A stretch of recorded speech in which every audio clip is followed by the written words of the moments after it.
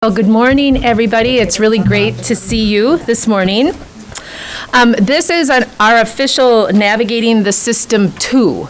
This is our second year of asking our esteemed panel of alums to come back and talk about their experience in what it's looked like for them the 2 years or 3 years since they completed the program.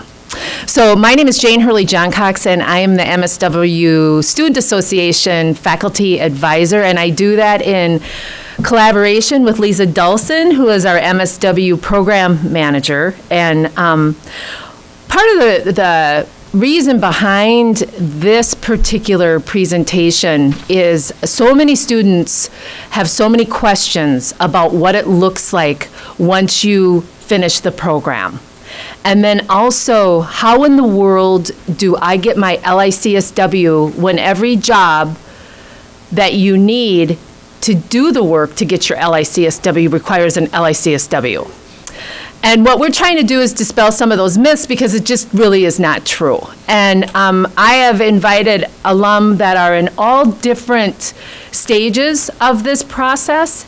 And then the other really cool thing is that they're all in different type of settings, because the other thing that I really want to dispel is this myth that you've got to be doing outpatient 50-minute clinical hours in order to get your supervision plan approved by the Board of Social Work, because that's not true either. And so we've got people from a variety of settings who have navigated the system in very creative I think exceptionally creative ways. They're going to be talking about everything from writing their, well, let me back up, from taking the LGSW to obtaining employment that would qualify for clinical, to writing that clinical supervision plan, to getting creative about how to get that supervision, what happens if you change jobs, can you have more than one supervisor? How do you get supervision within your organization? How do you get supervision outside of your organization? And then finally, how do you prepare for the clinical exam? And so at the table today, I believe we have 4 people who have their clinical licenses, and then 2 recent grads, and then 1 person who just got her license this week. So she is hot off the press. I said, I'm going to put you on the spot for that, because she really knows what it feels like, which is super cool. She sent me a text on Tuesday and said, I passed. It's like, congratulations. So it's just a really exciting time. And then the other thing that I think is really exciting is the growth that occurs in all of us the 2 or 3 years once we graduate. And another thing that people say often is, I don't have everything I need to go and do clinical social work. I have a little snapshot of methods and a little snapshot of practice. And it's like, yeah, exactly. That will all come in the next 2, 3, 4, 5 years. And I really want these guys to speak to that, because the truth is you're not ready. That's the good news. And that's why you have 2 years or 3 years or 4 years post-graduation to get your LICSW, because you're going to be more ready. And so I would like the panel to talk about that, because I'll bet you would all agree that you grew a lot. Oh, yeah. Yeah. So, and to me, that kind of takes some of this pressure off that you got to have every single theory and every level of practice completely integrated when you finish your MSW. Because you don't, and it's a lifelong journey. I completed this program in 1994. And every day I'm learning. And so it's not like you ever arrive. You just keep expanding your expertise throughout the years. And thank goodness. I mean, I hope I'm a little better now than I was in 94. Otherwise, that would be kind of scary and sad, especially for my clients. So I'm going to do a brief introduction of our panel, because I think they're just a really amazing group. And I also had the honor of working with all of these students while they were in the program. So, but they're no longer students. They're clinical social workers or social workers. So I'm going to start on the far end. And I'd like to introduce Shelley De Bourgh. Shelley completed the program in 2009, And she got her clinical licensure in about February of 2012. And March is February-ish. So you can see, you know, it took about almost 3 years, which is very normal, very common. I think sometimes people think you got to hit the ground running on June 1st and get her done in 2 years, and if you don't do it, it's wrong. And so that's the other thing. I just want you to relax around that process as well. Shelley started out working at YouthLink, which is a program geared towards homeless kids, high risk homeless kids located in Minneapolis. And then about at the halfway mark, or maybe the 3/4 mark, she switched and became a multi-systemic family therapist. And then recently she was just hired in a new position doing triage in the emergency department at Children's Hospital. So really cool work, really great background, and I think she will add a lot. And then next to her, we have Heather Vargo Holt. She recently graduated in 2012. Heather is currently doing intensive case management and therapy with high-risk chronic homeless populations through Lutheran Social Services. So she's well on her way. She got her LGSW, she set up her supervision plan, and she's up and running. She's good to go. So she's got the first part of her supervision plan approved and is out trying to figure out how to do the work, because working with very complicated population. Next, we have Courtney Wilkinson. Courtney is also a 2012 graduate, and what's really cool about Courtney, in addition to everything that's cool about Courtney, is that she's doing hospital social work, and it's very geared towards discharge planning. What's the myth about hospital social work and clinical practice? It's not clinical. Wrong. I mean, that's what you do, but is it clinical? Yes. And what she's doing is she's doing a lot of suicide assessment, a lot of drug and alcohol assessment, and then, of course, along with that, a lot of discharge planning, which is also clinical work, because you got to meet people, assess them, and get them out in a timely manner, and you can't do that if you're not looking at that through a social work lens. So don't buy the myth about hospitals not being clinical. It is clinical work, in particular if you're able to demonstrate your lens in doing that work. Next, we have Jessie Case. Jessie graduated in 2009 and obtained her clinical license about the same time, right? February? Yep. February 2012. She spent kind of the majority of your time doing clinical case management at Wilder, and then recently, Washburn. I always interchange those two. I knew she was at Washburn. I was actually testing her. At Washburn, and recently moved back into the day treatment program as one of the primary therapists. So you'll see that there's a lot of movement. But the other myth is that you can't do case management and get your clinical license, and you can.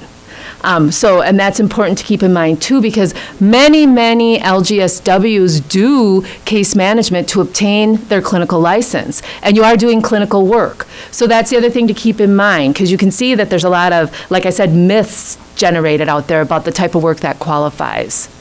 And then next to her, we have Joel Hansen, and Joel is also an alum, graduated in 2009, spent the first part of his work in day treatment. What in the world is that agency even called now? It's People Incorporated.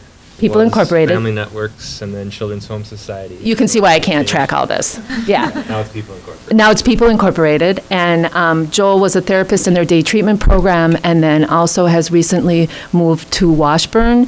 He's in a assistant supervisor therapist / position, and so he has a lot to talk about related to that. And then finally, Ryan Underhill. She's a 2010 graduate of the program, and as I already said, she just got her license this week. She had an interesting journey. She started out at the youth transition program doing intensive day treatment with very high-risk pre-adolescent kids, and then about midway through, transitioned to St. David's, and does a really cool job. It's a combination of day treatment and in-home family therapy and outpatient mental health family therapy. So She can speak to the job transition halfway through and changing your supervision and changing your plan, because those are also things that cause people anxiety. You know, do you have to stay at the same place for the full time, or is it okay to switch? And the answer is that it's totally okay to switch, and people do it on a fairly regular basis. So that's my introduction of our panel. And the way that I'd like to work this is that we're just going to have them start talking about their experience based on the outline that I gave you. But it's also, don't hold back here, because this is really for you. That's why we invited you here today, is to really get your specific questions answered, to help you just lower slightly that anxiety about everything, you know, all the hoops you got to jump through and everything that you got to go through as you wrap up the program. Because the truth is that it's very systematic and it's very doable, but it's also so overwhelming at this point in the program to be thinking about this, and they're here to let you know that it's all going to be okay, right? Okay. So I thought maybe we could just start out by talking a little bit about the beginning phases of how you guys found your employment and how you started to pull together your supervision plan and your supervision. Does that sound like a good place to start? Or maybe, should we talk about the LGSW exam? Since a couple of you, Courtney and Heather, you guys just took that. Would you mind? Does that seem good? Has anybody taken or is planning to take their exam? Scheduled to take their exam? Okay, yeah, everybody's in really different spots with that. Can I ask a question just of the group? So where are you guys in the program? Like, are you graduating this year, some of you, or like next, so most of you are getting ready to graduate? Okay. Just wondering. And then we have a few, I know because they're involved in the Student Association, thank God. We have a couple of people who are in different tracks, but they're coming early because it's a good idea. Okay. Just kind of like to know kind of the audience a little bit. What Great question. Yep, good. Okay, well, in terms of the LGSW, I have the benefit of being at the University of St. Thomas Interprofessional Center for Counseling and Legal Services. It's a long name to say, essentially it's the IPC. So I had the benefit of having 6 other MSWs who were graduating at the same time. So as soon as somebody else said, oh, I scheduled my LGSW, I said, oh no, I probably need to do that. So I did that before I graduated, just wanted to get it done and out of the way. However, I also know that some people waited till after they graduated. There was no harm in that either. There's a practice exam that you can pay for on I think it's the Association of Social Work, maybe the Board of Social Work or something. If you go to the Board of Social Work webpage, and I'd encourage you all to go out there because it's actually a really decent webpage. It connects you to the very thing that Heather is speaking to. I was going to just add too, one thing about doing the practice exam, you can't do the practice exam until you apply and they've approved you for taking the exam, the big exam. Then you can do the practice exam. And it is, I agree with you, really, it's $75, but it really helps you to know what you don't know. You know, you take it and you go, oh, this is an area I need to like learn more about. So I think it was really helpful. I found the practice exam to be extremely helpful. I did not want to spend the money because you're going to find with getting your LGSW, you have to pay to apply to take your exam. There's a lot of paying, so just budget like $300. I think that's about right. Yeah. Yeah, budget about $300. Just count, like kiss it goodbye, and then just go for it because you know, the $75 was well worth it. I went through the exam multiple times, and it just helps you see how they set up the questions. Otherwise, you know the material because you're in this program. You're actually going to graduate. So if you weren't graduating, then you wouldn't, you know, that'd be different. You know the material because you've been here and you're going to graduate. So if that can help kind of lessen the anxiety, allow that to kind of just bring it down a notch for you. I went into the exam shaking, so it's kind of normal to feel a lot of anxiety, but just know that you're going to make it through and you're going to be fine. There's also a lot of like study guides you can buy that have I think the one that I used for my test had 300 practice questions in it, and you can buy that at any point. You don't have to be registered and approved to take the exam. So there's lots of study materials out there, but they are really expensive, unfortunately. How much might the study guide be? The diagnostic one that I bought was 80, and the one that had the 300 exam questions, I think was 150. Yeah, we had people buy one and then we shared it. But Yep. I think too with the online one of the really nice things they have is they explain all the answers to their questions in it. So the ones in the book kind of give you the answer with a sentence or two, but online you have access to it for only 30 days after you take it.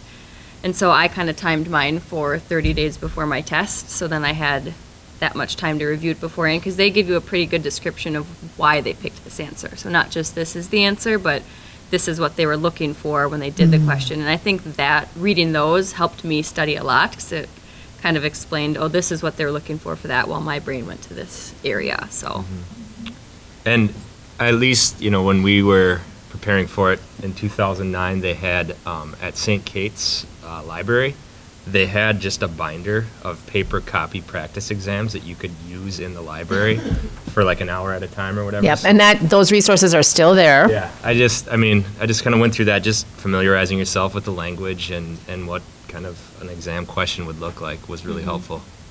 How soon can you take that? When in your last year?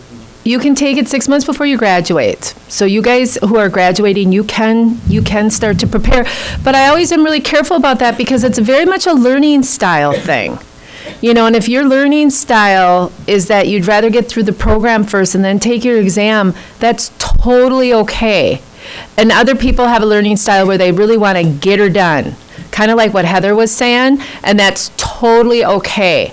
You know, sometimes what's happening with your cohort can be supportive, but it can also produce anxiety. It's like, what? You're scheduled for your exam? Oh my God, I haven't even thought about that. You know, and it's like, it's all good. It's all going to be okay, no matter how you do it. Don't you think, you guys? Oh, yeah. And I think I was going to say, too, is that you can take the exam and you can pass it, but there's still then the licensing process, which you've got to complete. You know, you've got to graduate, and then you've got to get all this stuff turned into the board, and et cetera, et cetera. But you could have it either your way. But I agree with you. I mean, I kind of think I was under that pressure, because I took it in April before I graduated, and it was like, because everybody, the people I was close to in the program. Oh, yeah, I took my exam. Oh, I'm taking my exam next week. I'm thinking, oh, I guess I have to take my exam too. You know, I better hurry up and do this.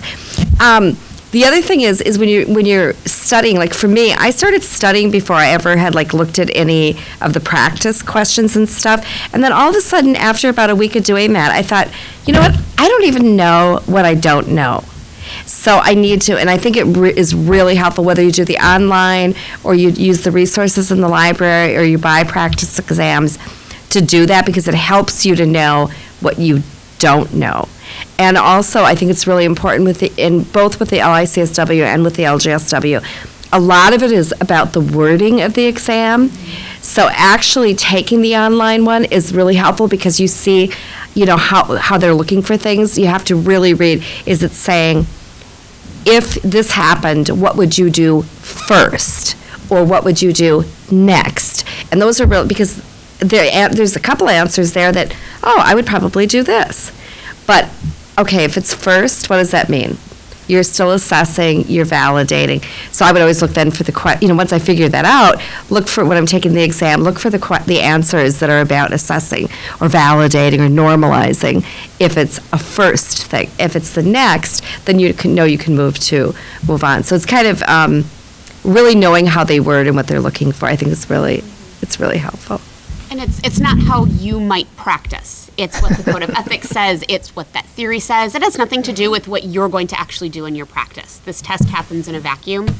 So you almost have to set, I think that was what was harder for the LACSW test than the LG was, I've practiced this way for 3 years. This is what I would do, but that's not what the test was saying, because the test is in a sterile environment without contributing factors. And so you have to set your practice style aside and just really rely on what the theory said and what the Code of Ethics said, because that's all the test really is measuring. And I just need to say on behalf of Ryan, she's not practicing unethically. But there is a gap between the ideal and the reality of the work. And I can give you an example. In my career, I've always worked with people with mental health and chemical health issues, always. And they are continuing to use during the time that I'm practicing with them. And one of the questions on the test is, would you ever work with somebody who was currently using drugs and alcohol? Well, back then, ideally, the answer would be no, right? Well, in the real world, the answer is yes. And so there is a gap between the reality of our work and sort of how the questions are being posed. And what I love about the ideal is it holds the standard, right? It holds the standard, kind of just like we would never accept a gift from a client. Well, no, that's not true. Have we accepted a gift? Yeah. A client once gave me $100 in a card. No. A $5 Christmas ornament, yes. But what's the bottom line? No, we don't accept gifts from clients. That's good. We want that standard, because if it starts to become about me and earning an extra $100 on the side, then I'm engaging in unethical practice. So Ryan's just talking about that gap between sort of the ideal and the reality of the work. And the more you get out there, the more you're in the trenches of the reality of the work. And to turn down a $5 Christmas ornament from a well-meaning mother of a client could really put a rupture in that relationship. And that would be a really weird boundary to adhere to for the sake of some ideal versus the reality. Whereas when I was driving home and saw that there was a $100 bill in the car, I quickly turned around and said, gee, this is really awesome. This reveals how much you have enjoyed our work together, but I couldn't possibly take this. But the mere fact that you offered this is a compliment. Thank you. I freaked out, like, oh my God, I'm going to be arrested. But after that anxious moment, but you can kind of see that, I think that's your point, is this kind of gap between and everybody's shaking their head. Oh yeah, I mean, I had clients when I worked at YouthLink. YouthLink is an agency that works with homeless young people 16 to 21, and they're not homeless for no reason. I mean, it's not like they just ran away from home. They're homeless because they don't have families. A lot of them were living in like adult shelters. I had kids come in all the time into my office to meet with me who were high they'd been smoking weed before they came, and I wasn't going to kick them out of my office and say, I'm not talking to you. I mean, there were a couple times where they were too high and they were too giggly and we weren't going to get anywhere today, and I'd say, you know what, you're too high today and I just can't do this because you're just going to giggle all day, and so why don't you come back and see me tomorrow and don't smoke so much weed before you come. So, I mean, and so you're right. I mean, it's really kind of, you have that standard that's there and you're going to live by, but there may be some variables that come in place where you need to kind of go. Yeah, and I would use my supervision. I would use my supervisor for, hey, so and so is coming in high every day. Now I might address his using smoking marijuana as a way to self-medicate, and you're depressed, and it adds to the depression, and maybe we can get you some help for getting you on some medication that might be helpful where you don't need to smoke marijuana every day. Right. But it's So you don't ignore it. Right. Courtney, I'm wondering if you have any other comments about the exam, being that you're fairly new on the LGSW? So I... Can you pull that mic up just a hair because you're softer? So there was a group of us that graduated together where we shared a study guide, which was very, very helpful. I have to confess that I got that big list of, these are the topics on the LGSW, and I went, yeah, no, that's not going to happen. I think it's impossible to study all that material, so I didn't. I spent a lot more of my time focusing on the wording of the questions. I took the online practice exam. A lot of the questions were exactly the same in the study guide and on the practice exam. They were the same one, and I went, oh yes, I know that one. But as far as the content, it was too overwhelming for me, and I figured if I knew it, I knew it, and if I didn't, I wasn't going to know it by the time I took the test. And I passed the first time. So I hope that makes you guys feel better. But because I know when I initially looked at the topics that are on the exam, it's overwhelming. Yeah. I want to say I'm kind of with Courtney too. I'm not a big test studier, so I kind of do the same thing. Just how do they word the exam? Not that, I mean, other people do it different ways. That's just, I don't know how it was. You keep trying to say something. Oh. Other than Jesse. I just wanted to say I love technology, and most people who know me knows that. But if you see iPod and iPad apps online and you want to pay to download them, they're just not quite up to where they need to be yet. I think the social work community sometimes lacks in technology, and I couldn't understand why I kept failing these exams, and it's because they had the wrong answers. And they were just really poorly done apps. So don't waste your money on these Apple apps especially. I don't know about the Android market, but don't waste your money on those. They're really poorly done at this point. I would select the answer, think I had it right, go to a book finally, and saw I had it right. And what I found is that a lot of the answers were incorrect on that app, and I downloaded multiple apps. I spent a lot of money, so just avoid that. It was a bad idea. Great feedback. And I would say one last thing I heard is I remember at the end of grad school, people talked about, I don't know a lot of Minnesota policies and stuff, and one thing to keep in mind for the LG and the LIC is it's the same test for everybody across, the country. So it's a national exam, Yeah. with the exception, I think, of maybe 2 states, California being one of them. So if you know you're going to California to practice, then go do it there. But like I recently became licensed in Wisconsin as well, and I was quite pleased that I didn't have to retest, because that would be awful. I don't want to take that exam again.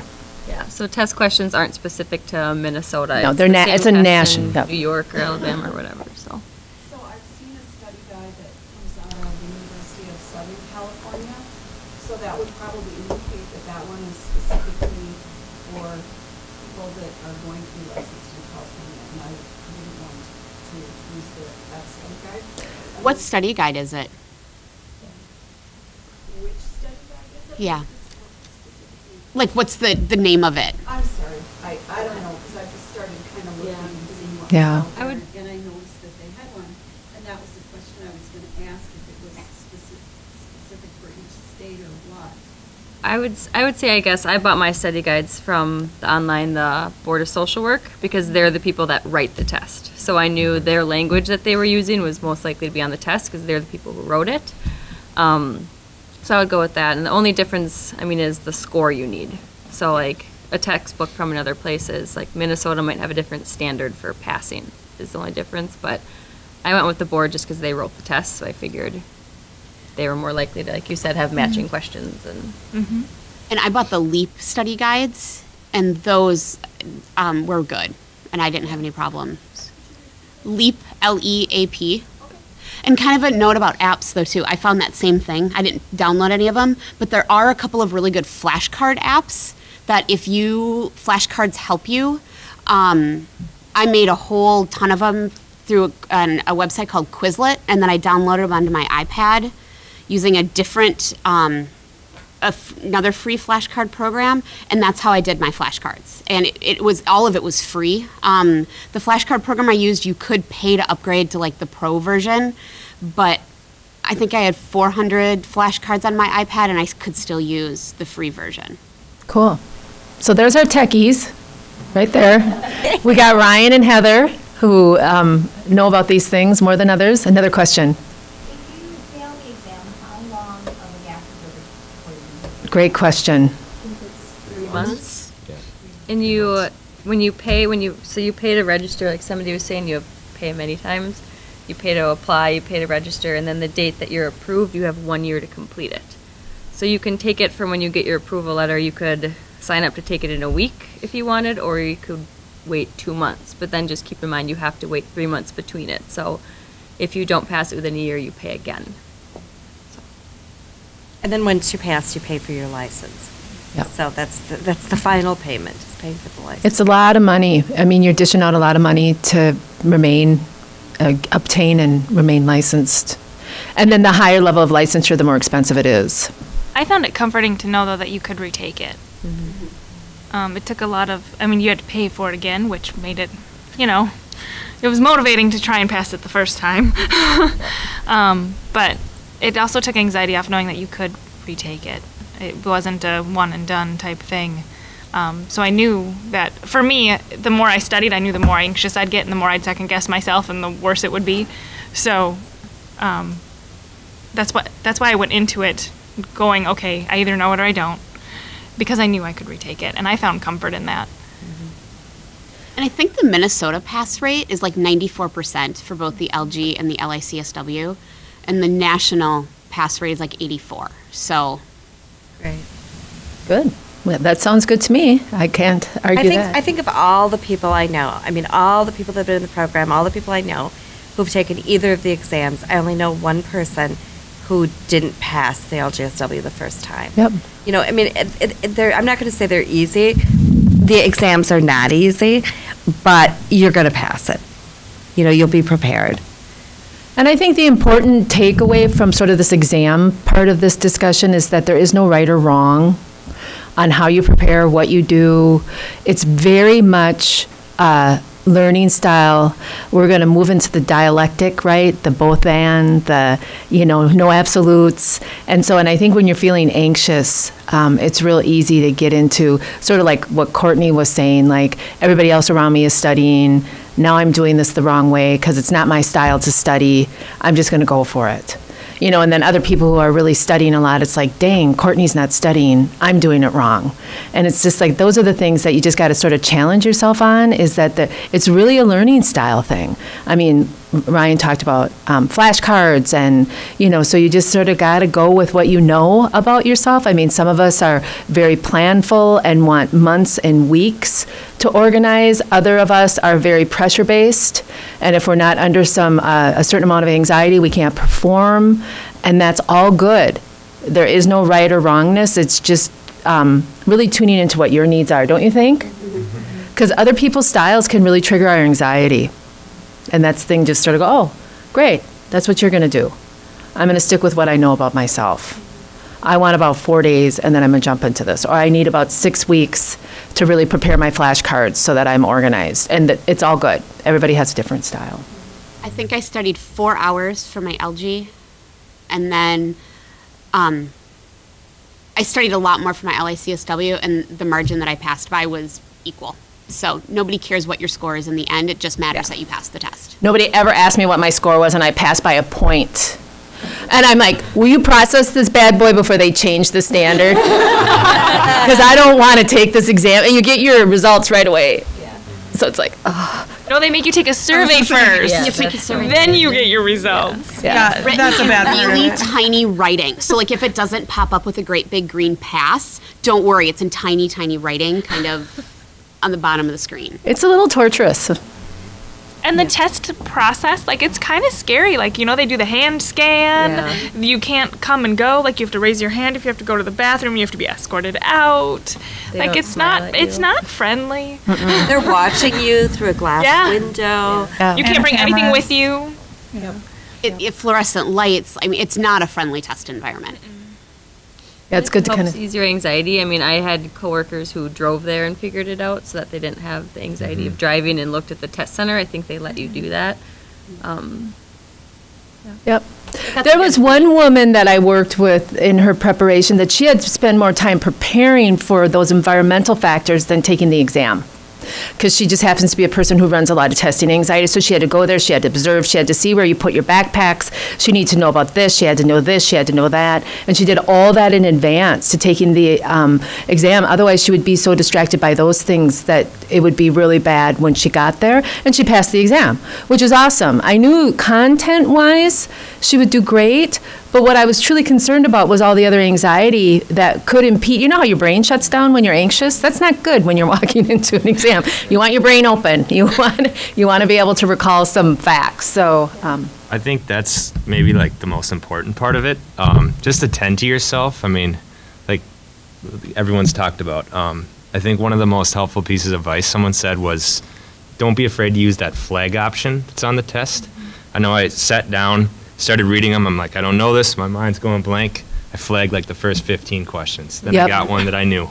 Just started. You'll get into a rhythm, and you'll find like it just starts to come, and then you can go back and you reread them at the end and say, yeah, I got it. And just kind of attend to yourself and trust that you've got the knowledge, and just find that rhythm. And flagging helped me do that. So I think that was some of the most helpful advice I got prior to the test for test day. One of, I think, the most helpful things somebody told me, which I mean, it was more so the LICSW, I'm a little farther out from the LG, was while you're taking it, you probably feel like you're failing, but you're not. Like, I would go through questions, I'm like, that one was so easy, it can't be that easy. So, like, you don't want to overthink it. Like, some are easier, some are harder, but you might feel like you're not doing well, but you're doing better than you think you are. Yep. And so, I absolutely thought I failed it. yeah. I'm like, I don't want to see the score. And I even think I looked at it like this. Like, this will make it easier if I'm just looking at it a little bit. We should do a camera and then a YouTube video of everybody's stuff when they're in the exam, you know. Well, they video record them now. Oh, What is the score that you get next? I think it's Depends on your test. I think it's 75. I mean, it was, but it depends on the test. I don't know. I know with the LICSW, I mean, and I'm out from the LGSW, there's different exams that, Yep. I think there's maybe 5 different Versions. exams they rotate through, and different ones have different, like, I don't know what mine was, like 127 maybe it had to Yeah. be. And it's not point by point. It's not like No. there's 100 questions and you need to get 75 right. Each question is like even weighted differently. So don't even try to do that math it'll because just that's going depend to on what throw you the- off. You know, it's just Yeah. more like they're calculating, they're weighing, some of the questions on the tests are test questions. I know that you're like, really? But they're testing them for validity and reliability to enter them in future exams. So it's not a direct. And aren't there some that are thrown out, like Yep. 50 questions? Like maybe there's 150 questions on the exam and 50 aren't scored or something? Those are those Yeah. tests. They're retesting questions for validity and reliability. So don't get too hung up on that. It's 170 questions and they throw 20 out. Oh, that's what And like there were misspelled questions on my exam that the misspelled word completely changed The meaning. answer. So I was, yeah, like, and then I picked that up and I put it in the little survey at the end and it's like, yeah, so if you notice something like that, bring it to their attention. Yeah. And if you notice it and don't want to bring it to their attention because you just want to get through the process, that's okay too. No pressure, whatever works best for you. Question, a little more related to the job search, but Good, I was just going to transition there. is there much of a benefit to having your licensure exam and everything done before you look for jobs? Are people looking for that at all? I guess I would say I took my test after my LG after graduation, but right before I applied for jobs. So I had mine, and I would say a lot of people are graduating at the same time. So maybe it helps, but I also know, I mean, having been at Washburn and we hired a lot of people in our program after that, it was an equal mix of people who had taken their test and hadn't. I mean, if you have an employer and you say, like, I'm planning on taking this, where we worked, they were fine with it, so it was half and half, people that had taken it and people that hadn't. But In the hospital setting, when I started applying before I graduated, I knew I wanted to work in a hospital. The feedback that I was getting is we have to wait until you have your license. So I had to have my temporary license before I could be employed. So once I had my temporary license, then I was getting interviews. Then I was getting, I was moving along rather than, oh, nope, I was getting kicked out right away because I didn't have a license to put in the slot because I wasn't an LSW. Courtney, could And you what talk a little happens- bit about the temporary license process? What that looks like? It's really a blur, but I made it through it, so it must have been okay. You just apply. It's another thing you have to pay for. It's $50, isn't it? I think so. And then you just apply for that. You get the paper license. You have to have taken your test, and you have to have passed your test. You don't have to have your diploma yet. That's the bit difference there. So I didn't have my diploma till it was almost August or September by the time I got it, but I started in July. So I worked under my temporary license for 2 months before I got my actual license. Yeah, and I did the same thing in terms of doing a temporary license and waiting for my diploma and then paying for my regular license. And the answer to the question is some places require it. Like the hospital setting, you can't work there without that license, and other places like Washburn are a bit more flexible. So I want to that's say kinda how too that when looks. you're filling out your applications for positions and you're doing them online, and most jobs, that's what you have to do today. You do them online. If they do require the license, like a hospital or another setting, and all the jobs that I've had since I've been out, I needed to have a license. I didn't need an LICSW, but I needed to have my LGSW. The computer system, like your application, you might be totally qualified, will not even get to the HR people with the positions where you need a license. So they won't even see you. The computer system will just send you automatically. They'll kick you out. Because you did not put a license number in the application. So you won't even get to whoever the hiring people are. The computer will just kick you out. So just know I that. got one like literally 10 minutes later. Yeah. Where I got the rejection email Yeah. right afterwards. So nobody saw it. It's just all automated. Yeah. Right, so without that. My experience was I tested in February and then I got my temporary license, and it didn't matter, but if you want to work in a school, get your temporary license so then you can apply for your educator license, because you cannot get hired in a school setting as a school social worker without your educator license. And for me, that's where I really got hung up, because I think by that time I had my LG license in hand, but because the educator license hadn't been processed, I couldn't apply for any jobs within a school district. How complicated is that process? You have to pay. It's not complicated, it's just kind of time consuming. It's a $90 license that's good for 5 years, and then you have to be fingerprinted. So Which is more money. Yeah, more money, more time. And then it takes about 6 weeks after you pay the money, get fingerprinted. I don't remember if I had to submit any transcripts or anything. I didn't have to. Okay. I just recently went through this process because I was applying for a different job while in my other job. So I applied for the educator's license, and essentially they want to see that you have your LGSW or a temporary license. So then after you pay and pass your fingerprints and stuff, and you're all good after that. So, but I didn't have to submit any transcripts or anything. It's just a hoop. It is. Where did you go to get the sheriff's department? There's a list online of where I went to the Minneapolis Judicial Center. There's a long list online. I went a couple different places before I found out where to go. And I guess you're supposed to make an appointment at some police stations. Apparently I did not make an appointment, and they were very unhappy with me. There's step-by-step information on the Line. MDE website if you want to get your educator license. And I missed all that, so. Great feedback. What about looking for jobs? More feedback on how you went about looking for jobs and where you landed and how you got there and what your connections were. And then maybe you could weave in a little bit about the supervision and the supervision plan, because that's kind of step 2, job, and then step 3 would be supervision plan that you submit to the board. I guess I would say don't reinvent the wheel. In my field class was really supportive, and we got a lot of ideas of where to apply for jobs from people in the field class. And I ended up getting my job through kind of a recommendation of one of my classmates. But kind of for me, the overarching thing about my job search was, if your job sucks, leave it. It's not worth staying so that you can complete your license in 2 years. If you are in a job that isn't a good fit, it's not going to do your clinical practice any good to stay there.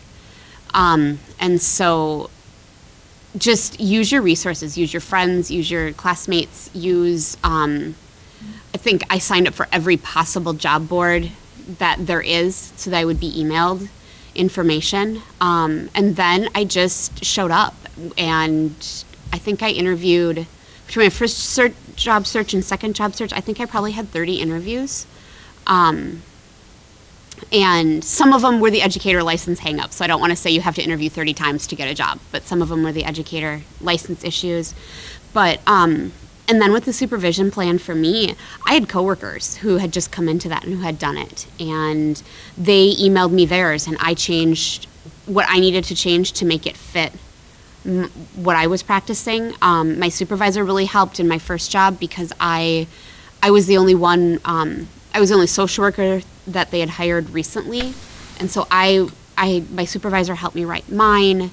And then where I am currently at St. David's, 3 people had just started, And they all sent me theirs, and I kind of cut and pasted. And so there's a lot of support out there, and you don't have to come up with all of it on your own. And they're not looking for, original art. They really want, it's very clear what they're looking for. They want a description of your position. They want a description of the population that you are working with. They want a description of the most common diagnoses. They want a description of your treatment modalities. And then they want a description in your role in the diagnostic process and treatment planning. So there's a finite number of possibilities there, right? And in some ways what I've observed is the simpler you keep your plan, the more likely it is to get approved. I was working with one woman who wrote a very complicated, 5-page plan because that was her style, and I knew that because she was a student of mine.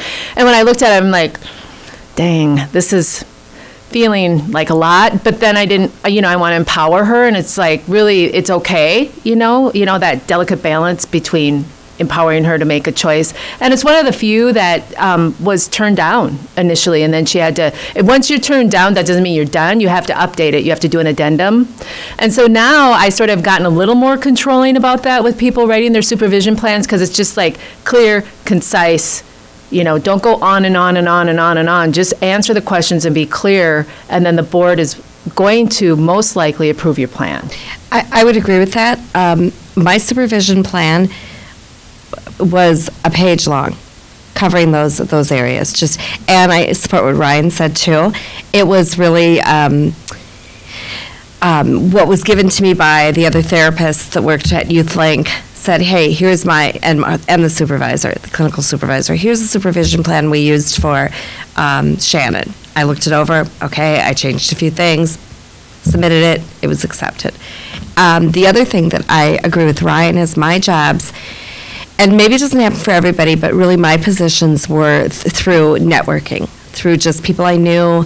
I had interned at Children's, and the supervisor from Children's went to YouthLink and contacted me when she had an opening, and she didn't not hire me. she didn't just hire me on the spot. In fact, she took herself out of the hiring process, but I got my foot in the door. So I really think using your coworkers, or I shouldn't say coworkers, the people you're going to school with, just networking, doing a lot of networking and keeping those contacts, I think are really important, because that's just how I've kind of moved in positions.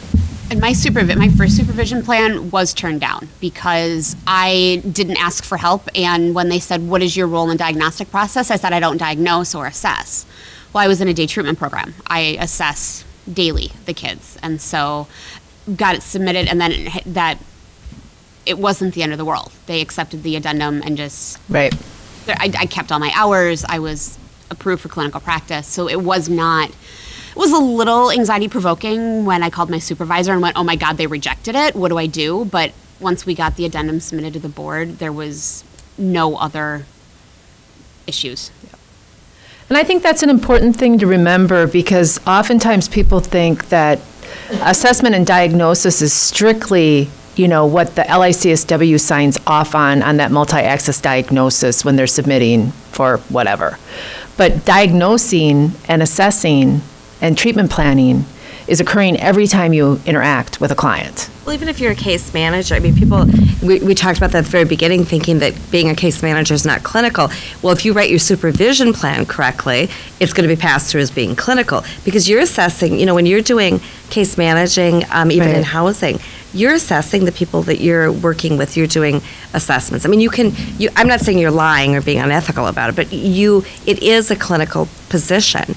It's just how it's written and, to put it to the board to get it approved. And really, if you're not doing that, what are you doing?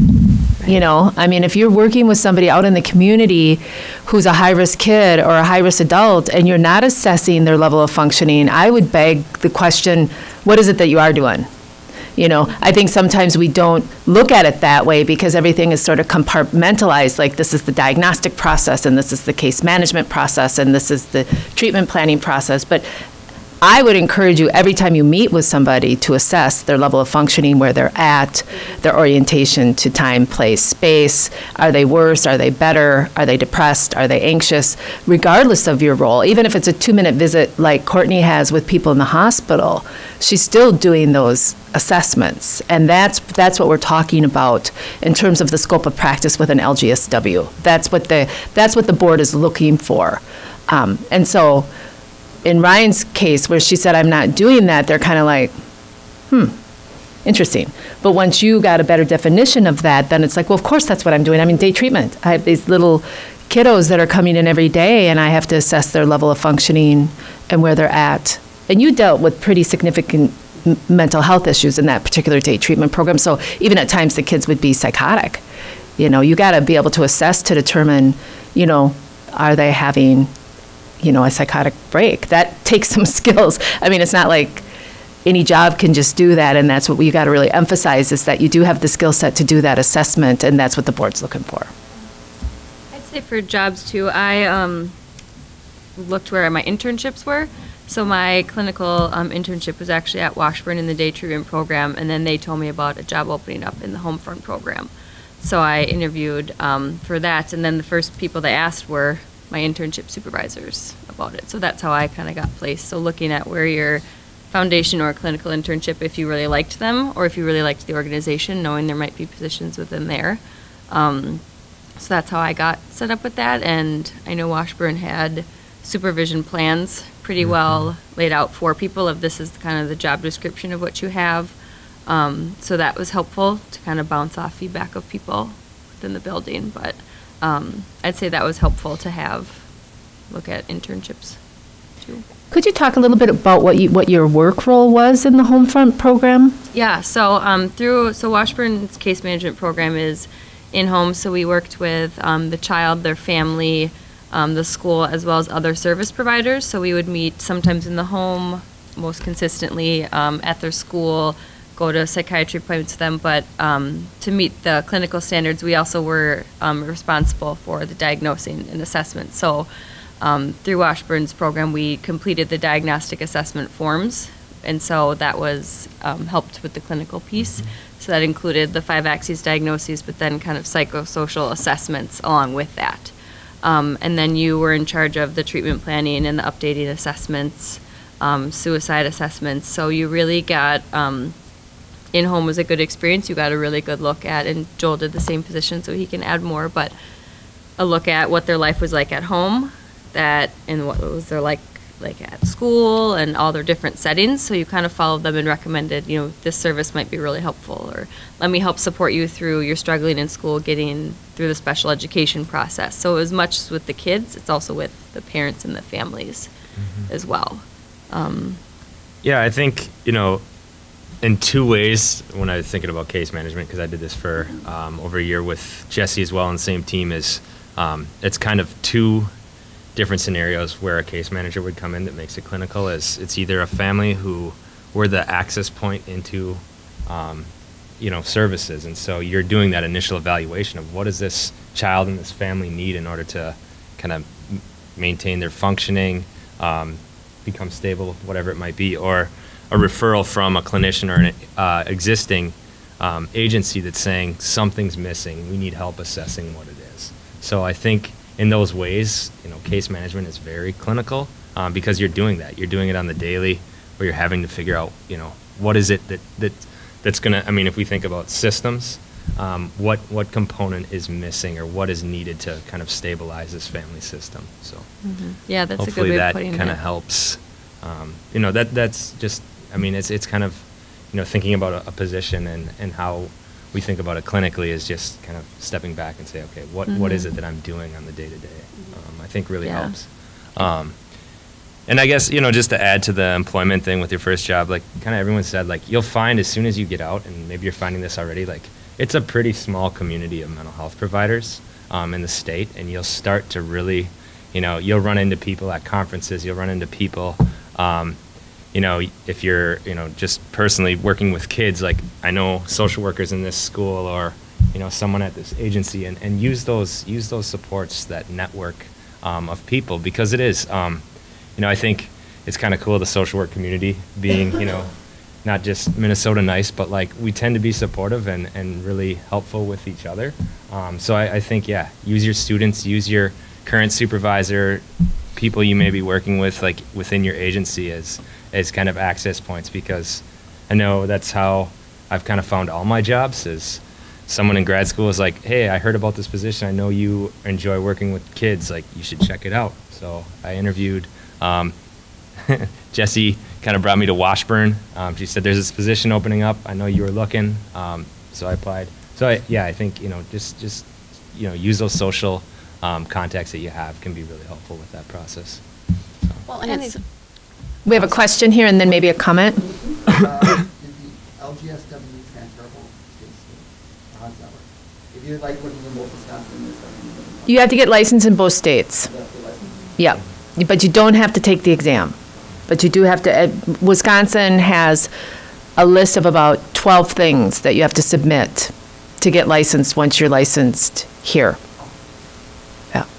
I mean, it's all very doable, but it's very hoopish. You know, you just got to do a lot of hoops, a lot of jumping through hoops. They have an exam that you have to take just in terms of all of their laws and policies. So you get a really big book, and then you take it. It's an open book exam with 40 questions, but it's super tedious. Like, it took me 5 hours to take that exam because you have to, I'm not a super detailed person, so you have to go through with a fine-tooth comb and find which is this, and it's like, oh, this is really challenging my particular learning style, but you get through it, and then you complete that, and then you move forward, which is not required in Minnesota to take that type of policy and procedure exam as it relates to like child protection reporting and those types of things.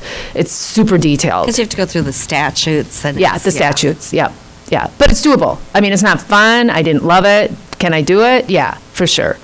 So it's none of it is far-reaching. It's just hoop jumping, you know.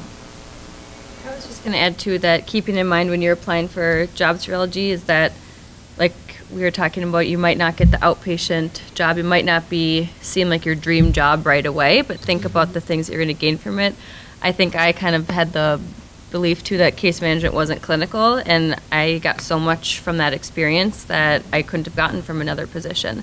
And thinking about when applying jobs too, what other things does that job offer? So does it include supervision as a part of the job, which can make a big difference because paying for it out of pocket if your organization doesn't have it, and I think you had to do some of that, but figuring out then a way to get it outside. So does the job offer supervision? Is it kind of in a setting that you like? Is it an experience that would help you down the road? So it might not be your 100% dream job of where you want to be forever, but it's on the way there and you're going to get a lot from it.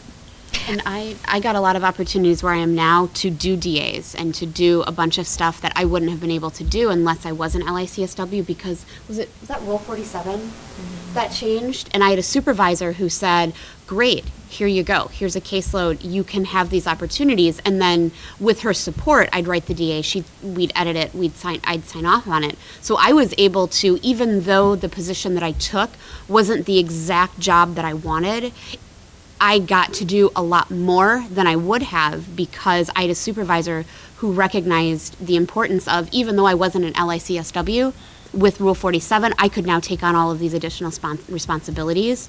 And the knowledge that I have from them is going to serve me anywhere in my career, because you have to know how to write a DA. You have to know how to diagnose. You need to know how to talk to a 4-year-old to get information about their symptoms at the same time talking, to their 18-year-old mom and then their 40-year-old grandmother, and learning just how to navigate that. And even though it wasn't perfect population, all of the experiences I'm having, plus supervision is included, really made that job go, I could stay here for a while and really grow in my skills. I think I just really saw the last, I've been out for 4 years, and I feel like the last 4 years have just been an extension of my learning, especially the first couple of years. And I was able to work at YouthLink. We were on a county grant through Hennepin County. So I didn't need my LICSW to be able to do therapy for that grant because we weren't billing insurance. But I was working under an LICSW. And it was just, the pay wasn't great. Loved the job, loved the kids I worked with. The thing that was so great was that I learned so much. So I just feel like, and I agreed, Jane kind of said this at the very beginning, when you get out of school, we've learned so much, in this program. But when you get out, it's just a continuation. You're really now going out there and you're learning more. So I really felt like the first few years out of school were really just an extension of my learning. So I've done a lot of additional training in DBT and trauma therapy, and which kind of became my specialties or things that I was really most interested in. But really you're just beginning. You graduate and you get out there and you go, wow, I need to learn more. And so that's how I viewed the last few years. And so any job that you take, I think, I guess coming back around to talking about employment, any job that you take, really looking at it, are you learning something? Ryan talked about what she learned. We've all talked about, I think, a little bit about how we learned and grew through that experience. The experiences might not be the perfect job. It might not be the job we're going to be in forever. I mean, I'm going on my third job now. I'm in 4 years, but really it's been so much learning.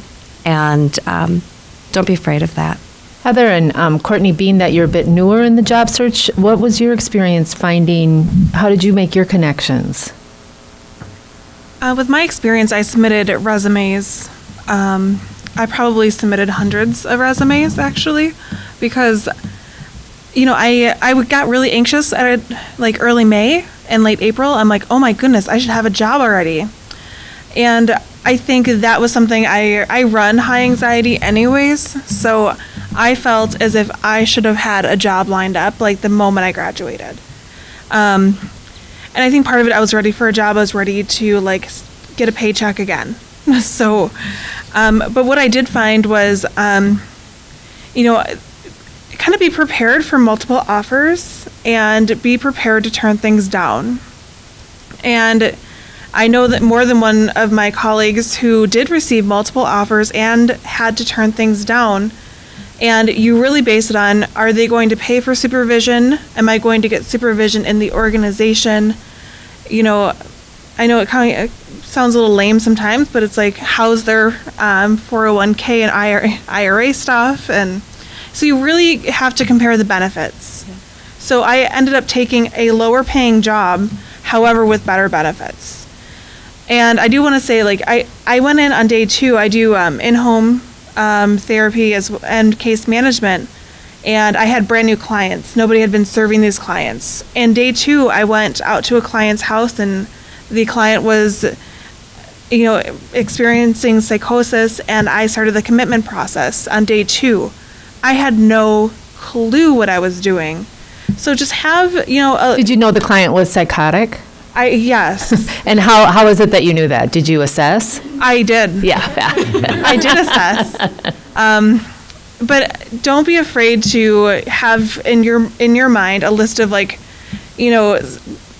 people who you're going to call when you have no clue what you're doing. I had colleagues that I did my internship with. I had some professors in mind, as well as former supervisors that I called and I said, look, this person is really experiencing psychosis. I have no idea what to do and how to start the commitment process. Because my immediate supervisor does not have a degree in social work. The person writes grants a lot and gets funding for the program. So I really had to look at, where do I get this information? And when it comes down to it, I also want to say, you may not find the supervisor who's going to be right for you the first time. I know for myself, I had to contract out. I actually ended up interviewing 2 different supervisors before I found a good fit. And because I want my supervision to be something that's going to be more of a long-term, throughout the 2 years before I get my LICSW. But I ended up interviewing 2 different people and thinking nope, not a good fit. And I thought one was easy because it was in the organization. I was like, oh, this will be cheap and it'll be great. And we just didn't mesh. And then also I started supervision with somebody else and I was like, this isn't working. So I really had to be selective about supervision and what it was going to look like for me. I really need to be very actively engaged, and I know that. So don't be afraid to look for different supervisors, look for what's going to be a good fit. And I would say kind of with that too, my first job, I had to find my own supervision. And my second job, I did a mix. I had both internal supervision and then I continued supervision with my outside supervisor from my first job. And it's, in a lot of ways, is a lifesaver because internal supervisors, they kind of have to toe the party line. And I was able to, I have a very good relationship with my supervisor at my job, but with my outside supervisor, I was able to be more open with her than I was with my internal supervisor because my outside supervisor didn't have the agency's policies kind of, on their shoulder and was able to advocate more for me as a clinician and help me process things differently than someone who's holding me as a supervisee, the program as a program director, and then a leader in the organization. And I liked having a mix of internal and external. Yes. How do you go about finding out what Talk to professors, talk to friends who also graduated. There's also the supervision matrix that is on the Board of Social Work, where you can line up. I think there's a fair amount of supervisors out there who are willing to do supervision. And then, of course, with that networking piece, I think it's also a really good strategy as well. The other thing I wanted to mention related to supervision and employment is don't be afraid to negotiate with your employer for them to pay for some of your supervision if they're unable to offer it. And also remember that it doesn't have to be all or none, because there's a lot of people whose organization will say, I'll pay $100 a month towards your supervision. So maybe they won't cover it all, but a lot of organizations are willing to cover a portion of it. Or sometimes you can negotiate that as part of your employment. Yes, I'm very interested in this job, but, I could have a $400 a month supervision bill. Is that negotiable in the salary? And I'm seeing a lot of that happen. So when you go in there, you're kind of vulnerable because you're trying to find this job, and it's hard to sort of say, okay, and these are my needs. But it's very, very common, don't you think? I want to say too something Heather talked about, like when you're going out and looking for jobs, looking at like the benefits, that they're going to pay, the supervision. You're going to get supervision. Maybe you're not going to make as much money with this job, but you'll get these benefits. Also look at. I keep going back to what you're going to learn once you get out of school. Also look at what you're going to learn. I mean, what kind of work do you want to do ultimately? What kind of clients do you want to work with? What kind of environment do you want to be in? So when I took the job at YouthLink, I was being offered a position in a hospital. At that time, I had interned in a hospital, but wasn't ready to do it. YouthLink paid $8,000 less a year than the hospital. I'm going, I'll make more money. But I knew I was going to learn something, and I was getting an opportunity to do individual therapy with a client group base that I really, really wanted to work with. So I decided for the money. I mean, I'm not necessarily that altruistic, but, at the time.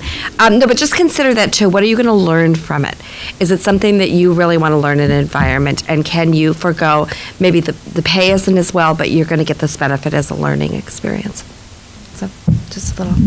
And even if you don't like working with kids, I highly recommend working with them for a little bit because everybody was a kid once. And, my high schoolers, I see them in my 4-year-olds. My parents that I'm working with, my grandparents that I'm working with, I see them in my 4-year-olds. And so if you can get some good experience with kids, even if long-term you want to work with the elderly population, that's going to help because you see some of that, the stuff that goes wrong a little bit closer to the source and have a better idea of how to hold your adult clients then, So well, and kids always come with adults. Mm-hmm. So if you're working with kids, you're working with parents. And most adults that you're working with may come with kids too. Yeah. So. yes, good point. And that's really that developmental lifespan lens, isn't it? Yeah. Courtney, what do you got to say? My supervision is actually what led my job search. I had a job working. I worked while I was in school as an in-home behavior therapist, and I loved my job. Absolutely loved my job. My internships were both in medical settings.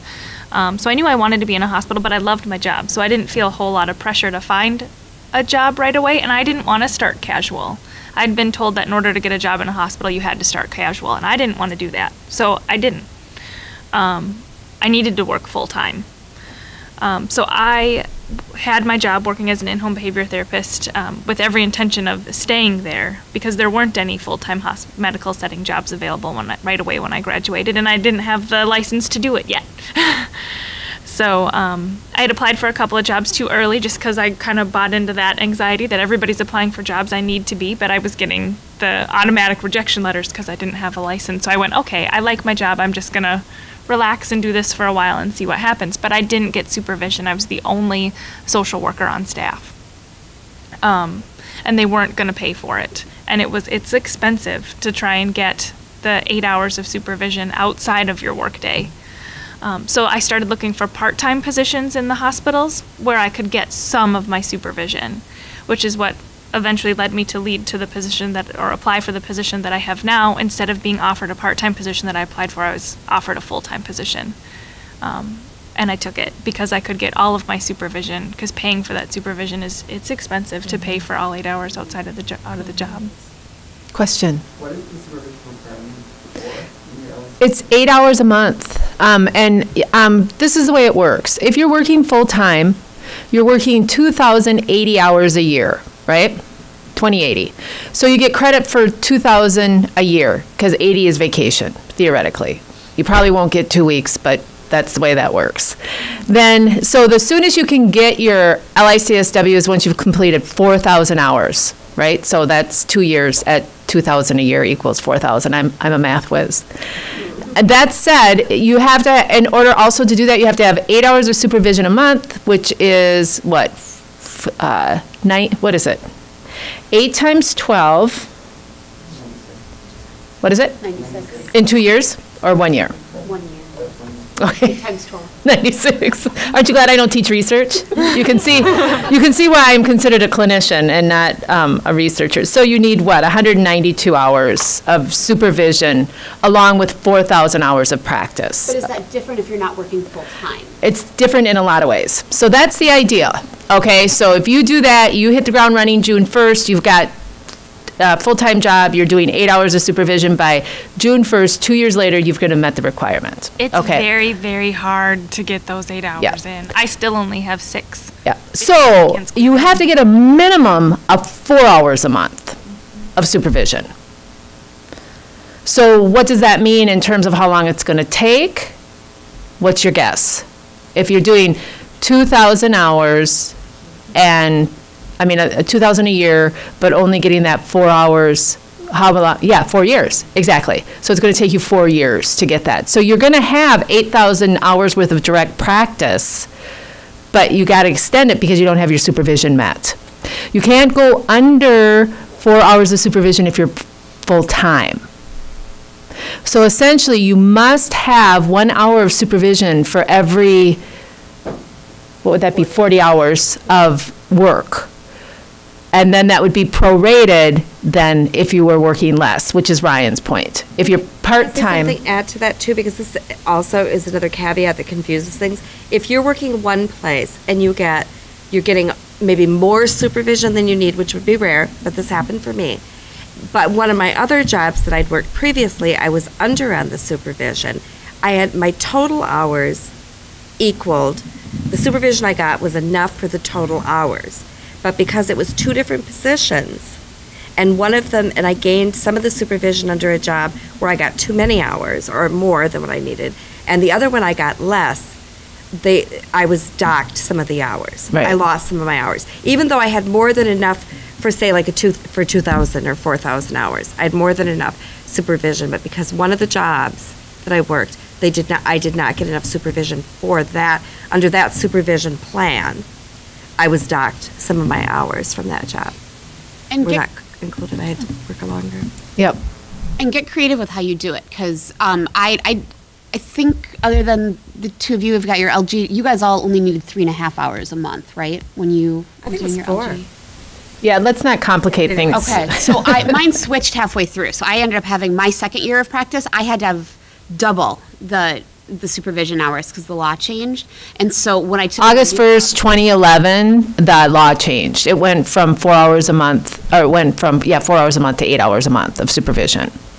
So I got creative. So I had 2 hours a month external. I had 3 hours individual supervision with my supervisor, and then because my supervisor was also our program director, I could count team meetings as group supervision because it was under the amount, the number of people in our staffings was under the amount needed, or was still considered small enough to be a group. Yeah. And you were doing case consult. And then there was a case consult. So in order to, you can get half of your 8 hours in group supervision. So one half can be in group. You have 7 people or less. 6 participants, 1 facilitator. So you can't have more than 6 people. So if your team meetings have 12 people in them, that is not going to meet the requirements, the board requirements. But like in Ryan's case, her regular case review team meetings had 6 or less, so she was able to count that as supervision. So the point is, think outside of the box. And if there's an LICSW who's facilitating those groups and you're staffing cases, that's what group supervision is. Go ahead. When the law changed in 2011, did it also make it so that the person supervising you had to take special supervision classes? Yes. And the good news is, your clinical supervision and program management course that you have to take here, that meets the requirements. So you all meet the requirements to do clinical supervision. You don't have to do any additional training. And a lot of people don't know that. A lot of alum don't know, like I've worked with alum who are doing supervision and have been for like 15 years, and they're like, I got to go do that training. I'm like, no, you don't. You have the clinical supervision and program management course from UST-CSC, you're done, you got it. And so that's, first of all, it's a really important course because just about every single one of you will be in a supervisory program management role because for some reason we all end up there. And then in addition to that, you've met the requirements for that 30 hours, which is really important because even if you're not a supervisor, as sort of a pay it forward kind of thing, it's really great to supervise people clinically. Like I used to provide tons of supervision in my old employment to people just as a pay it forward kind of thing. Like I'm just going to provide you your clinical supervision. So think outside the box, even within your agency. Are there any LICSWs who would do your supervision, and would the agency approve that? Because it's a very fluid, creative process, isn't it? Of course. One of you were saying, Courtney, was it you saying you're only getting 6 hours a month right now? So then you just expect that it'll take you a little bit longer. It'll just take me longer. Yep. And look at your organization too. I know it doesn't apply to us because we were before the deadline, but I know our organization and a couple others I know can make a plan with you. Like they've done 1.5 hour long supervisions instead of an hour, or do the group supervision like Jane was talking about, or some people I know it's like to get the outside supervision you could either pay $100, or if you have 4 friends that all need it, you can go to somebody for an hour. So there's a lot of ways to get creative with it to make it go a little quicker.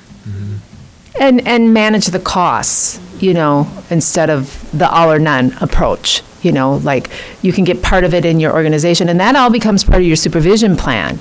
You would list 3 clinical supervisors then on your supervision plan, and then each supervisor is going to be signing off then as you either reapply for your license or apply for a different level of licensure. And it's about taking care of yourself too. I could get all 8 hours inside of the organization if I wanted to. And it just was too much for my workday being brand new social worker out in the field, and I chose not to get all 8 hours. I get 2 outside that I pay for because I wanted a different perspective. And then I have 4 hours in the organization, but I could have 6 if I wanted it, and I just said I'm not quite ready yet because I'm still trying to get used to my job. And I would say too, I know that when it comes to X amount of hours per X amount of supervision hours per X amount of these hours, it gets a little overwhelming. And, I am normally somebody who I'm going to have like everything planned from A to Z. And people who know me know that I'm going to have everything planned out. I will have a timeline app of a timeline of what it's going to look like. Number one, it's not going to look like whatever I planned. Also, this is the one process from graduation and LGSW, like test taking, from that to like getting my job and doing supervision. It is like the one thing in my life that I did like really one step at a time. I was like, all I know is that this is what I need to do next. I don't know anything else. And if somebody tried to tell me what I was going to do next, I was like, I really could not handle it. Because I was trying to plan my wedding on top of things. It was a bad idea to try to do both. But I really and honestly had to do it one step at a time, and it went against the core of who I am and how I work. But that's exactly what I had to do. So don't be afraid to like be oblivious about the next step. Because you're here, you're probably one of those folks who have to plan things A to Z. Have your plan, but be willing to like throw it away if you need to. It's going to look different than what you planned it to be. And you can change it. Like, the biggest thing is to keep updating your supervision plan. So if you are, currently getting 6 hours and that's what was signed up on, and then now you've changed it to 8, just make sure to not drop that ball. And the supervisor just simply needs to submit a new form indicating that, yes, we were doing 6 hours and now we're doing 8 hours. But if you change it, like if you start doing the 8 hours and you don't change it on your supervision plan, you're not going to get credit for that, because the board is awesome and amazing at tracking everything, but they track based on what you submit. Does that make sense? So if you're submitting 4 hours and the supervisor's signing off on 4 hours, and for 5 months it's been changed, you get my point, right? You just want to stay on top of that, and sometimes that can feel really overwhelming, but it's just not, it's like a one-sheet piece of paper that you've got to submit. It's really not, it really isn't that bad, is it? No. Yeah. So I would say your supervisor has to fill out a lot of it too, and the board is really good at, if you don't have them tracked, of calling and say, where am I at? And they can even project for you. If you continue at this rate, you'll be done at this time. You'll be done. So they're really helpful. Mm-hmm. I mean, you just have to call them up, and they'll give, you talk to them right then, and they tell you right then. So they're really helpful. Yes. What is the range of cost for the clinical supervision with outside agencies? Good question. I paid $60 an hour, I think. The first person I interviewed wanted $180 an hour. Didn't work so well. I don't have a budget for that. Yeah, group tends to be a little bit less. The Supervision Institute offers 2 supervision groups through. Are you guys familiar with the Supervision Institute here? And that group originally was $40 an hour, and we reduced it to $30. So, just to try to meet we were getting a lot of feedback that supervision is so expensive. So I would say for group, plan to pay between $30 and $50 an hour. And for individual, I sure would discourage $180 an hour. But I think it's between 40 and 80, roughly. Many people are at 60 is what I have found, kind of for their bottom line. So, but you can see how you want to mix it up in terms of out-of-pocket expenses. Somebody was going to say something. No? Any other questions related to that?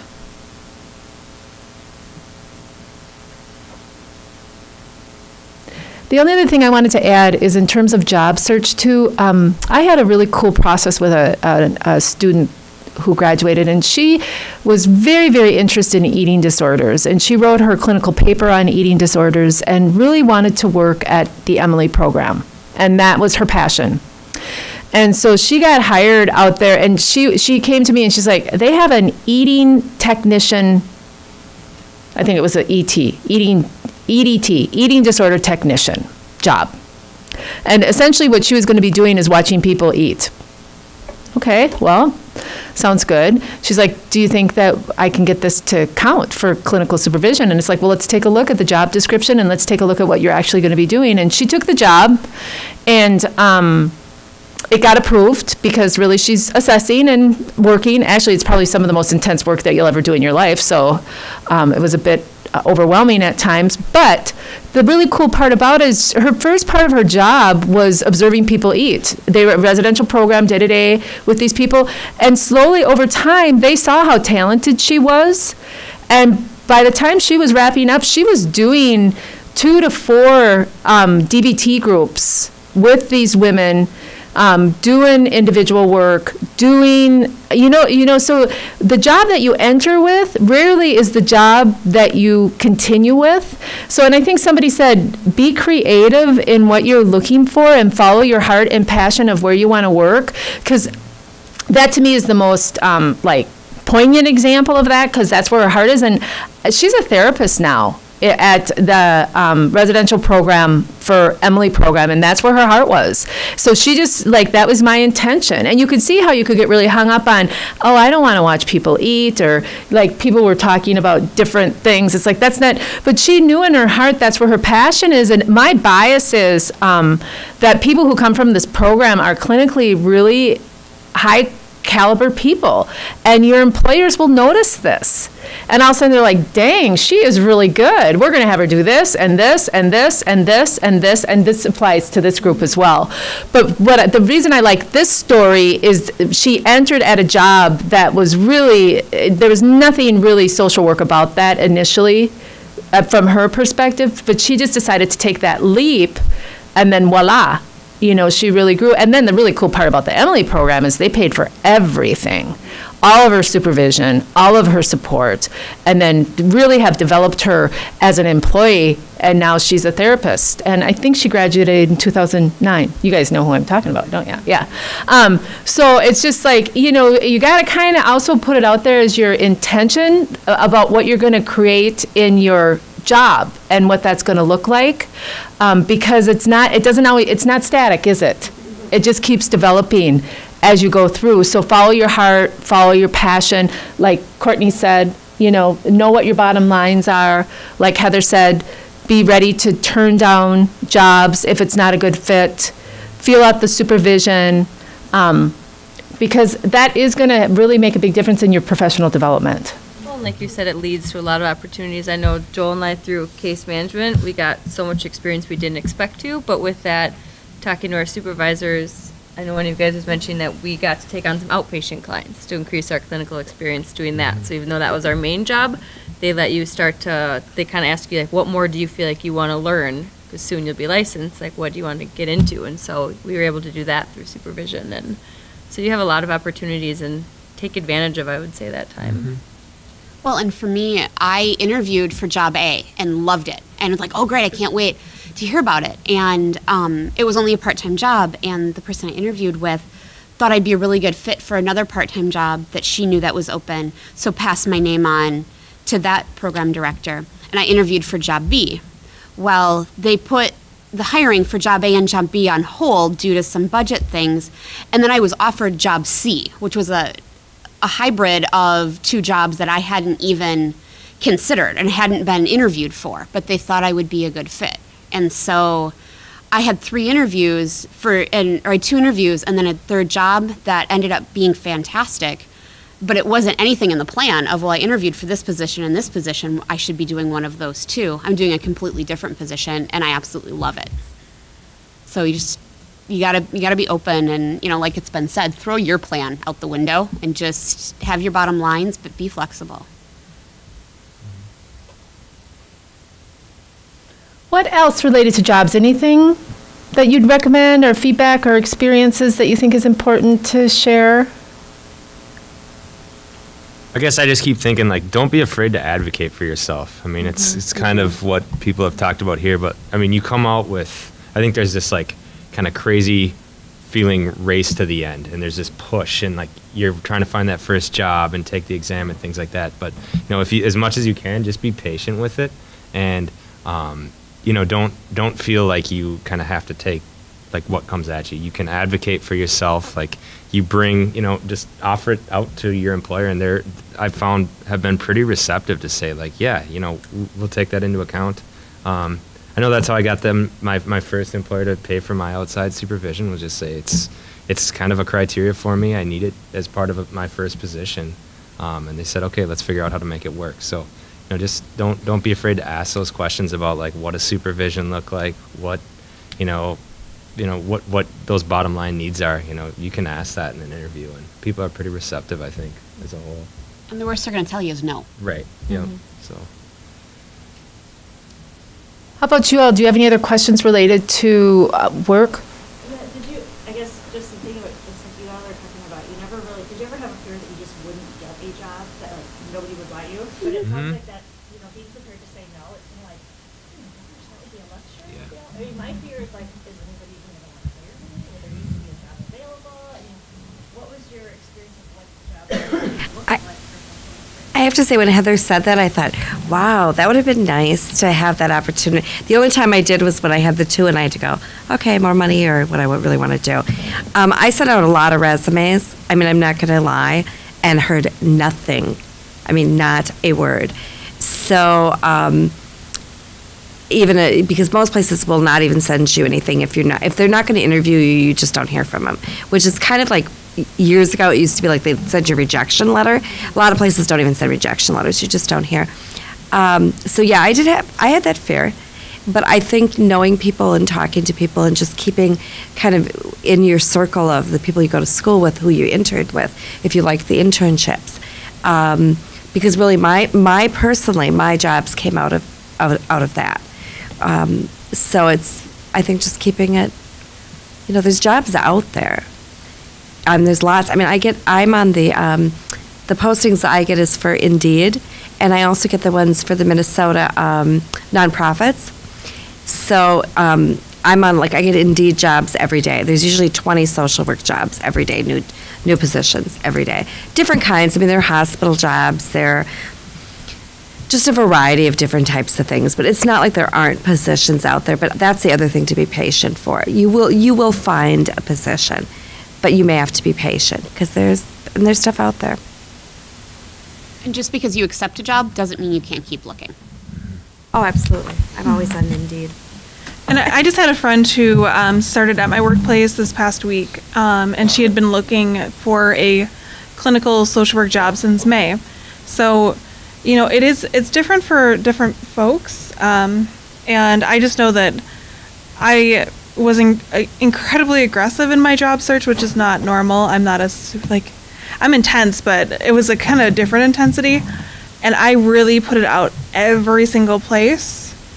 And I think secretly I kind of hoped I wouldn't find something so I could plan my wedding. And I think that's the only reason I got offered a job, is because I think it was just fate to here's more stuff to do. I think it just happened that way. But I don't think, I know that the other person who just got hired this past week, she was offered 2 jobs at the same time as well. Mm-hmm. So I think that there's jobs. I think when you graduate from between May, June, and July, I think it's much more competitive market for jobs. A friend of mine was also looking for a hospital social work position, and she knew she didn't want a job right out of school. She was going to go do some volunteer work for a little while, and then just to recoup. And then she was just hired just a couple of months ago, and there was she didn't apply for very many either, and she had the same requirement that I did, that it had to be full-time, or I had to be in partnership with something full-time. And she just started a few months ago. And she said that it felt less intense than those of us that were looking right out of school. Question? Courtney, in the position that you have, was it a requirement that have a master's in social work? Yes. I'm not the only, there are, in the spectrum of people that work there though, there are LSWs that were grandfathered in. So we've got 2 LSWs, there's 6 LGSWs, and then 3 LICSWs. What I found trying to find an outpatient individual therapy job, because I wanted to work with kids, they didn't offer them full-time because of the really high productivity rates that you have to meet. If you're full-time, you're probably not going to be seeing kids in an office between 9 and 3 because they're in school. And so I was having to get creative and looking at putting a couple of part-time positions together so I could work with kids. And it was going to be kind of split shift. It was going to be early morning, late afternoon, early evening, because that's when kids aren't in school. It's also really interesting that people are mentioning this phenomena of you have no job and then you have 2 or 3. I've seen that so many times, and I was working with a woman who landed a job that she ended up not liking very much, and then got offered for a job that she was super excited about and took that job, and then was offered another job that she was most excited about. So she was in the position of 3 jobs. She knew for sure she didn't want to stay where she was because that was awful. It was not a good fit. But then it's like she had accepted the second job and was supposed to start, and that was at a really great place. But then the third job was where she really wanted to work, but she didn't want to tell the second job that she didn't want to work there because she felt really bad because she just accepted. And it's like, this is what you got to sort through. And at the end of the day, what do you think that she should have done? The third job. But it was tough. It was a tough decision because the second job is sort of the ideal job that everybody wants, but what she really wanted was the third job. So just kind of talking through that and coaching. But this happens all the time. You have no job. Sort of like selling a house.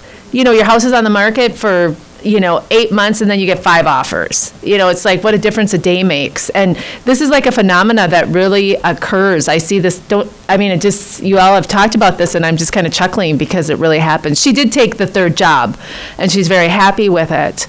The other thing that I see all the time is that with our grads, they just keep moving at the speed of light. And so it's sort of like, dang, I don't know how to do this. And it's like, well, get to getting, you need to know how to do this, And so did you guys have that experience of, crap, be careful what you ask for, because now you're really in the throes of actually having to do the work. But I think that's the exciting part of getting out there and doing the work is that you are doing the work and it is really clinical and it's very exciting. Yeah, I think too, like if there's something or a position you see that, it's like your dream job and maybe you don't hold like the LICSW. I know, like I submitted a resume even though I was like licensed at the LGSW level. Just some, depending on like the agency, I know some of the bigger institutions, like they have a filtering system, but some will just hold on to that resume. And I've had places call me and say, hey, like you submitted a resume 6 months back. Like we have this position. So, it's, it's kind of personal preference, but I know I just kind of like, I took the risk and just said, yeah, I'm going to send it along just because it's there and I think I'd like to do this. So sometimes that can kind of pan out too. And then again, you might have like a situation where you have it's kind of like when it rains, it pours and they start kind of popping up. So. Well, and you never know when, even if you go for an interview at a job and you don't really think you want it or put your resume out there let's say it is an LICSW job and you try now, they're going to remember, wow, this person expressed interest last year and we didn't get them, they're still interested in our program. So showing your interest, even if you're not qualified, is never a bad thing. And you don't have to know everything. You've got a really, really good foundation, but what's really great about coming out and taking a job at the LG level is I got to go ask my supervisor. Like, there's always support. I've never been in a position where it has been such an emergency that I haven't been able to step out and be like, I don't know the answer to this question. I'll find it out and we'll talk next time. Or if it was more of an emergency situation, going and finding my supervisor. And it takes some of the pressure off because I also tend to run a lot of anxiety. It's like, I don't know everything. What am I going to do? And just seek out the support and just ask for it, like Joel said, just ask for it. Yep. Any other questions related to that? Comments? The only other thing that we have on the agenda for today is this whole notion of taking the LICSW and the seat time phenomena. How many of you feel like you know about the seat time grid and the clinical hours and filling that out? Yes, no, no, no, no, no. Okay, there's a grid on your table that outlines the courses and the seat hours that are necessary. And if you're a regular standing student, you will leave here with the hours that you need for clinical seat time, okay? the deal is that you're going to need that grid to fill out your application for your LICSW because they verify all of that through the university. Now, if you're an advanced, do we have any advanced standing students? Okay, if you're an advanced standing student, you're going to be short about 40 seat hours. The good news is you got to do continuing education units, and those count. So make sure that your continuing education units are targeting diagnostic and treatment planning, which there's barely a training out there that doesn't target diagnostic and treatment planning. I was just in a 2-day DBT training yesterday and the day before, and the whole thing was diagnostic and treatment planning. The big thing is make sure and save all your CEU information so that when you go to fill out that form, you're not scrambling at the last minute. I need to be honest with you. I'm assisting someone right now in doing this process, and she's an advanced standing student, so she needed that. She had the continuing education units. Guess where it broke down? She didn't keep track of it.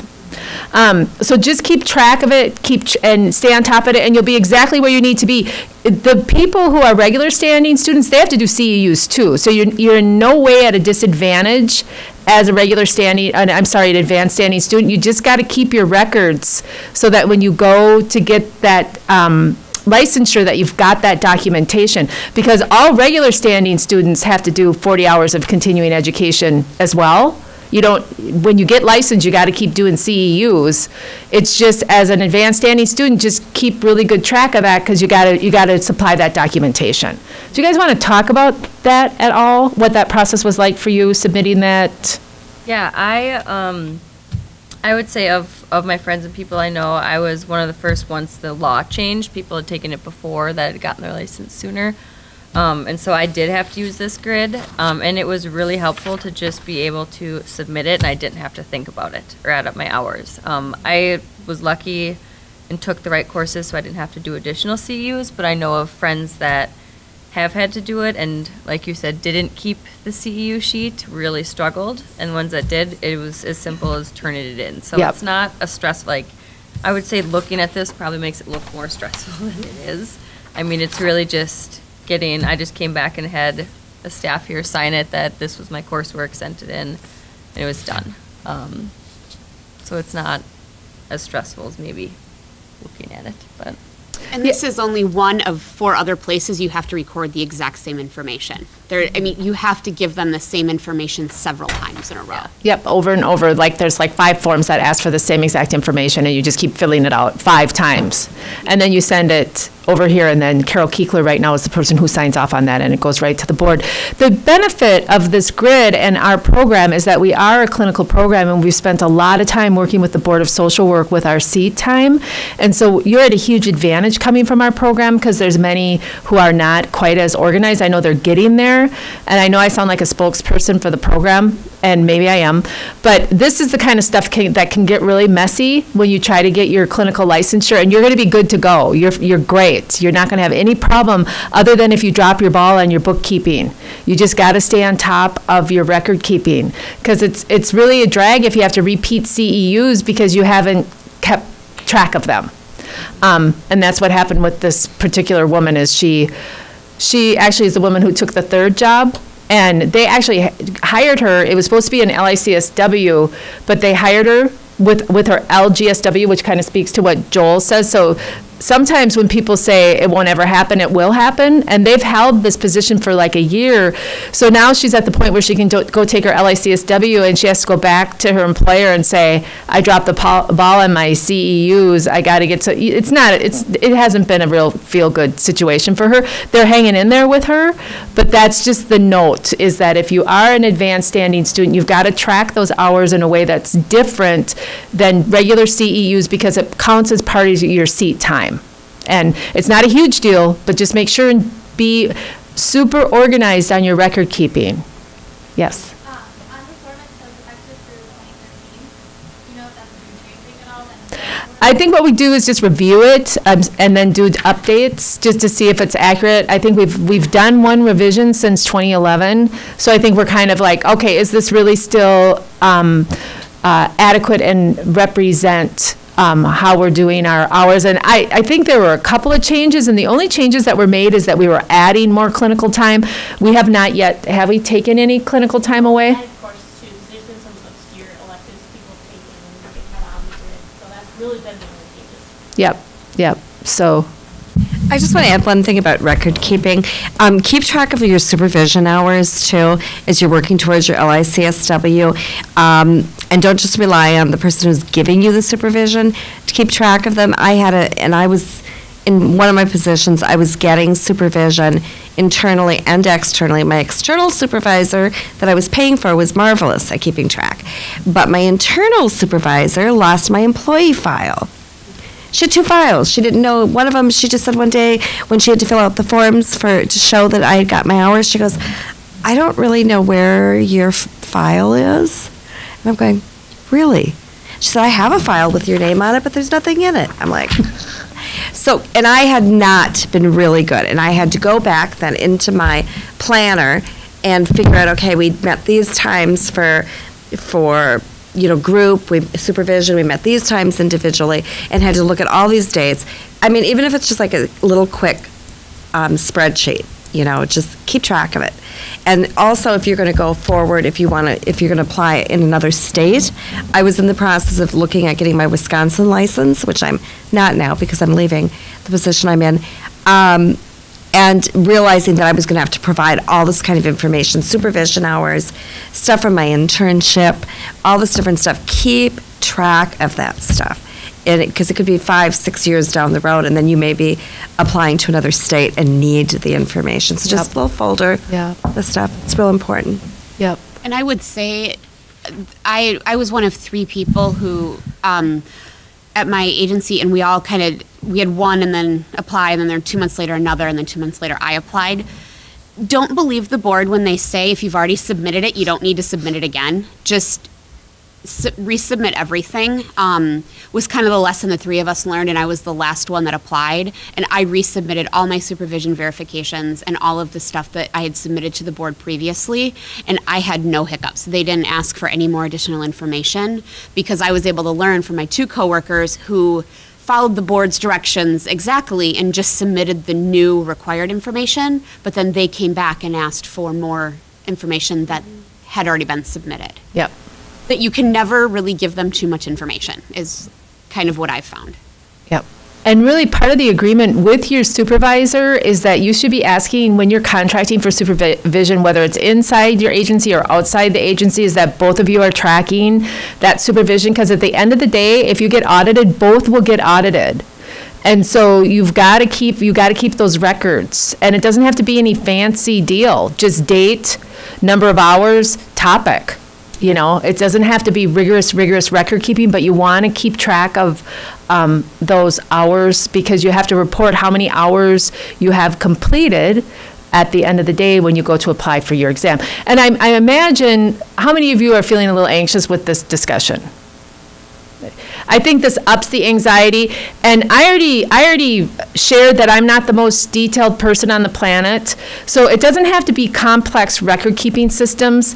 Just what I do is I just have a training file, and I just throw my certificates and everything related to that. I'm not either. I do supervision for licensure, and I just have the most simple, archaic form that you would ever find for managing and tracking supervisees' supervision, but you got to track it. You want both parties to track your supervision. So you don't have to drive yourself nuts, but these are just those sometimes learning the hard way situations where hindsight's 20/20, that we're just trying to get you thinking in advance about, that these are the areas where you need that documentation. And just one more note in terms of licensure in other states. I mentioned that I got licensed in Wisconsin recently, and I had to produce syllabus from when I was in this program in 1993. And also find my fieldwork instructor, who has not been licensed since 2000, to have her sign off on documentation. And it was really quite challenging to piece that all together, because obviously, I'm old, they're old, it's done, the program has changed. And so, I was able to do it, but and I'm not suggesting save every one of your syllabi. I'm just saying that's the kind of stuff when you talk about licensure that they want. I mean, I had to demonstrate that I had a psychopathology course and what it was all included. I had to demonstrate, it's like, you got to be kidding me, but that's what you got to do. The exam is good, but what they require is going to be different from state to state. And of course, as new graduates, if you're going to be licensed in Wisconsin, it would be a piece of cake because you haven't been out in the field for almost 20 years and your field instructor should still be around, but I had to go on a major mission just finding people who provided my supervision and tracking that data. So it's not just a reciprocity like, oh, you've been a clinical social worker in Minnesota, and yes, you just are licensed there. You've still got to demonstrate some other requirements. Any other questions or concerns? Just to get clarification, the seat time, those are the hours, the educational hours that we use? Yes. Yeah. And you can literally fill that out using that grid. And you won't need to fill that out until you apply for your LICSW. So there's going to be a time period between today and when you go to do that. But I do like to talk about it here so that at least you can, you can always call us and say, hey, can I get that grid? Lisa, where else is that? Is that grid any? It's on the website, so you can download it. In a few years, you go, oh yeah, we talked about this, and that grid's out there. And I think it turns around really quick. Did it turn around pretty quick for you? I think so. Yeah. So Ryan just sent all that information into Carol, and then Carol sends it to the board, and doesn't it happen pretty quickly? Yeah. I did it over Christmas, and I still think it only took 2 or 3 days. Like I did it like December 17th, so. Yeah. The board is really good about turning some things around, like clinical supervision plans. It's about 3 days. Yeah, I'd say the whole process from when you start applying to when you can register maybe takes maximum, they say, plan 2 months, but everybody Takes a while hears back for them before to that. send your license, though, in Oh, the yeah. mail. But it's pretty, I mean, you have some time from when you apply until you'll take it. Like, it's not like if you apply, you have to be ready to take it in a week. So there's buffer time in between. You can apply before you feel ready to start taking it. And my process was even faster this time because when I took my LG, I had to wait for like letters to be mailed to me. And now everything was email. Oh. So they're doing that electronically. Yeah. Great. Any other closing questions or comments? Good. Okay, well, let's give our panel a big round of applause. Thank you all so much for coming today. It's been really helpful. And thank you all so much for coming today. And don't hesitate to ask us, faculty, whatever we can do to support you. We're here to help you with this process.